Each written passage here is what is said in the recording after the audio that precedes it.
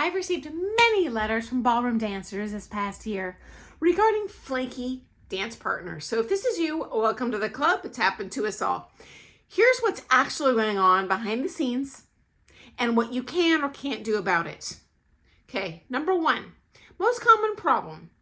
We get an enthusiastic new partner. They're excited to practice with you. They're excited to do the comp, excited to do the show, and then they backpedal.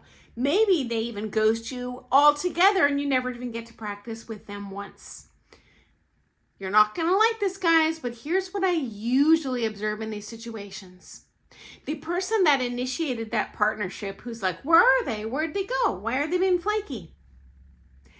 They're being too wordy and needy in their initial communications. Okay? So we've all got our own personal problems. We've all got family and friends we're taking care of. The last thing any of us want to do as a dancer is take on a brand new dance partnership and a bucket full of someone else's problems. The reality is, with time, you're going to become friends with that partner. My suggestion is to treat this relationship extraordinarily professionally. Do you like when your boss sends you a 50-page email, or do you like 2-sentence requests? Reality check, new dance partnership, keep those texts, those phone calls, those emails as short as possible. Leave out everything personal. Just set a time, we're going to do this, location, done. You don't want to ask for more than that is a bad idea. They will run the other way. It's too overwhelming coming out of the chute. Now, if you're looking for a friendship, that's great. It'll happen with time. It'll happen organically. Do not get so excited that you have someone willing to spend time with you that now they're going to be besties. They don't want to hear your problems. They just want a dance partner. Second most common flaky partner situation. We have an intermediate length partnership where we've been practicing together a while. Sometimes they show up, sometimes they don't, but it seems like there's always something coming up. They do show up, but the cat got loose. They have to work late.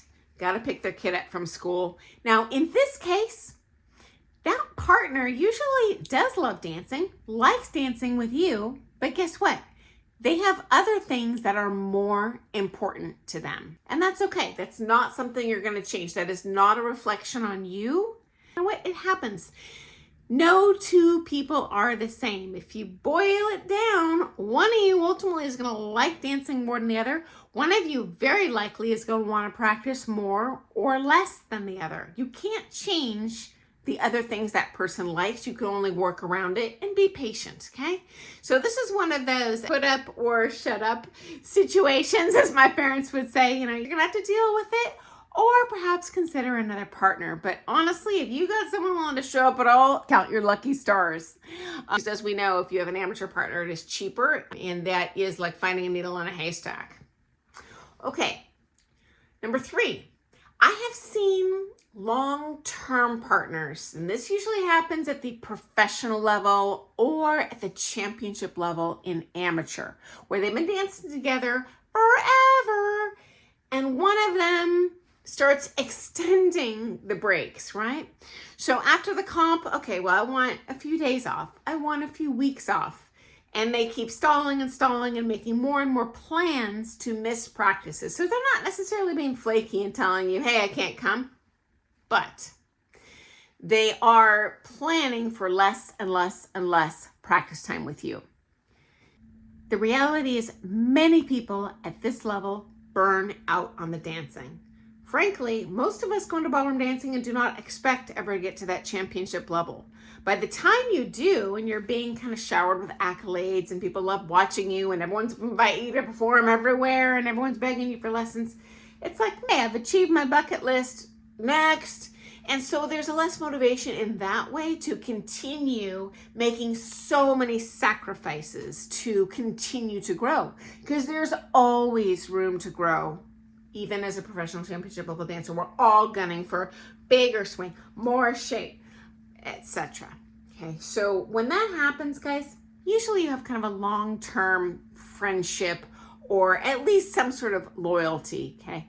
And in this case, my suggestion is ask your partner for maybe a little bit of compromise. For example, you can negotiate with the other, hey, okay, let's just compete through the end of the year. until I can find a new partner. Because ultimately, you can lead the horse to water, but you cannot make it drink, okay? You're not gonna change that person's mind and suddenly they're gonna love ballroom dancing and wanna do it 24/7 with you, right? You might be thirsty, you lead your horse to that water, but what are you gonna do? Horse isn't thirsty. Jam its head in the water and drown it, expect it to drink? It's not gonna drink, it's just gonna fight you more. So that is a losing battle, and you are gonna end up dancing even less if you fight them on this. So let them take all that personal time they need, work with what they are willing to get you. And honestly, in my observation, if you have a timeline, say through the end of the year, we're gonna do, X, Y, Z so that we stay on the radar. And maybe I can get some partner tryouts. You're gonna probably get the best result that way. Final thought, check yourself. Meaning, I find the better dancers become, the more harshly they speak to each other, the more they judge each other. Why? Because they've had moments of greatness where they feel amazing in their partner's arms. You feel it one time and you're like addicted. You're a crackhead of that ballroom dancing. You're like, I want to feel that again in my arms. Ooh, right? Okay, well, reality check. Your partner is not going to be able to achieve reliable muscle memory for minimum 2 years, okay? So show grace, just like you did early on in your partnership, because I almost always see couples early on in the partnership be very kind and supportive, and oh yeah, you did it right. And then when we kind of get spoiled, we can be really nasty. You're hanging on me. You're doing this, you're doing that. You know what? Everyone is doing their best. I guarantee your partner wants to please you. And you know what? If you end up being nasty pants, judgmental to them, criticizing them, you're deluded if you think they're going to want to continue dancing with you at a minimum as much. And you know what? You might completely suck out all of the passion from their dancing. And then you're out a dance partner, okay? So we always want to treat our partner with kindness, with patience, encouragement. When you do feel something good, that is going to get you a heck of a lot farther in the end than in any way trying to teach, criticize. That's really your teacher's role, okay? So I hope that's been helpful. I sure hope you're not in that situation, but if you are, welcome to the 99% of us who have been in this situation, okay? So I look forward to seeing you first thing tomorrow morning for some more things ballroom dance. Thank you so much for sharing your stories with me. When I reshare them here, I always omit any personal information, so you don't need to worry about me doxing you.